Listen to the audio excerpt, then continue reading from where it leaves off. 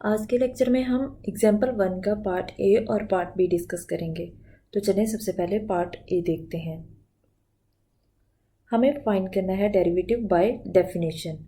याद रहे कि बाय डेफिनेशन और बाय फर्स्ट प्रिंसिपल एक ही मेथड के दो नेम हैं। हमें फंक्शन दिया गया है c के इक्वल, और c क्या है? c कोई भी कांस्टेंट वैल्यू है। हमने इसे इक्वेशन 1 का नाम दे दिया। अब बात करते हैं सॉल्यूशन की। सॉल्यूशन में हम हमेशा बाय डेफिनेशन और बाय फर्स्ट प्रिंसिपल 4 स्टेप्स को फॉलो करते हैं। यहाँ भी हम उन 4 स्टेप्स को अप्लाई करेंगे। स्टेप 1, हमने इंक्रीमेंट ले लिया दोनों साइड पे। क्योंकि लेफ्ट साइड पे x आ रहा था तो x में इंक्रीमेंट अप्लाई हो गया, लेकिन राइट साइड पे c आ रहा है और c में इंक्रीमेंट अप्लाई नहीं होगा क्योंकि ये एक कांस्टेंट वैल्यू है। अब हम देखते हैं स्टेप 2।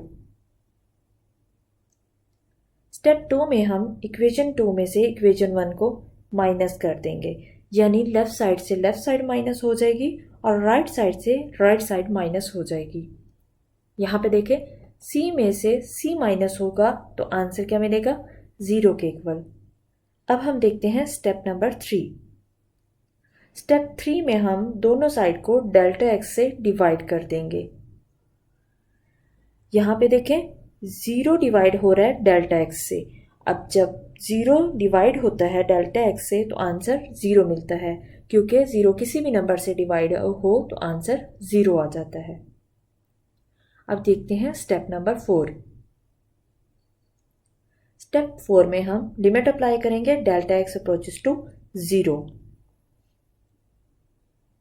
क्योंकि 0 एक कांस्टेंट वैल्यू है और कांस्टेंट वैल्यू पे लिमिट अप्लाई नहीं होती, इसलिए ये 0 उसी तरह से आ जाएगा।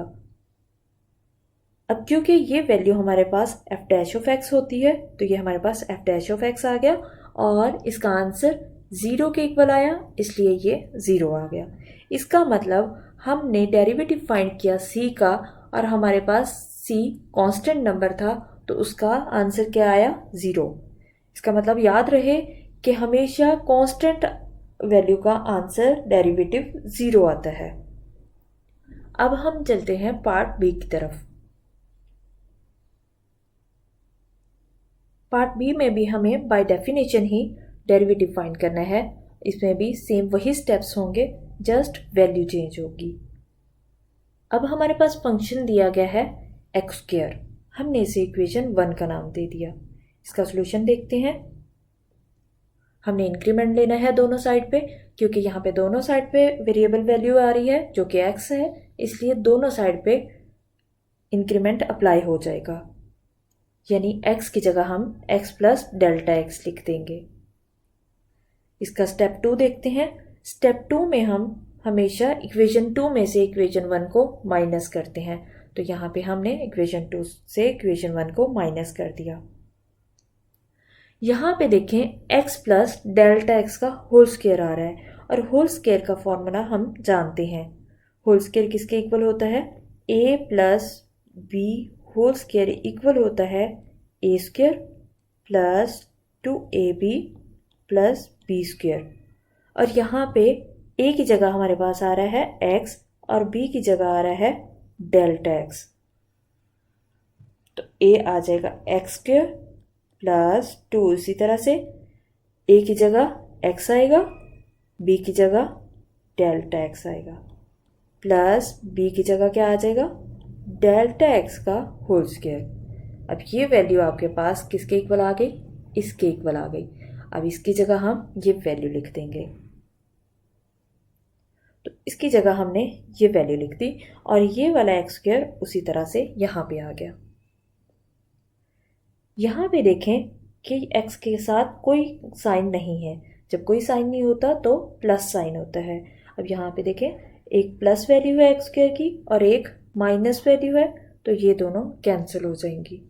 बाकी दोनों वैल्यूज जो बची वो हमने उसी तरह से लिखनी। इसमें देखें, डेल्टा x 1 टाइम आ रहा है और यहाँ पर डेल्टा x पावर 2 है, यानी 2 टाइम आ रहा है, तो हम 1 टाइम इसको कॉमन ले सकते हैं। हमने एक डेल्टा x बाहर ले लिया। यहाँ से क्या बचा? क्योंकि डेल्टा x बाहर चला गया तो सिर्फ 2x बचा तो यहाँ पे डेल्टा एक्स की पावर 2 थी, एक पावर बाहर चली गई तो एक डेल्टा एक्स बच जाएगा। अब हम बात करते हैं स्टेप 3 की। स्टेप 3 में हम दोनों साइड्स को डेल्टा एक्स से डिवाइड कर देंगे। तो हमने दोनों साइड्स को डेल्टा एक्स से डिवाइड कर दिया। अब यहाँ पे देखें डेल्टा एक्स क्योंकि ऊपर भी है और नीचे भी है तो डेल्टा एक्स से कैंसिल हो जाएगा। अब हम देखते हैं स्टेप 4। स्टेप 4 में हम लिमिट अप्लाई करेंगे जो कि है डेल्टा एक्स टेंड्स टू 0। हमने डेल्टा एक्स अप्रोचेस टू 0 दोनों साइड पे लिमिट अप्लाई कर दी। अब यहाँ पे देखें क्योंकि यहाँ डेल्टा एक्स आ रहा है तो इसलिए इसकी ये लिमिट यहाँ पे लग जाएगी और ये यहाँ पे 2x के साथ डेल्टा एक्स नहीं है तो इस पे लिमिट अप्लाई नहीं होगी। तो 2x हमारे पास उसी तरह से आ गया और डेल्टा एक्स की जगह 0 आ जाएगा। तो 2x में 0 प्लस करेंगे तो आंसर 2x ही आएगा। तो हमारे पास आंसर 2x आ गया।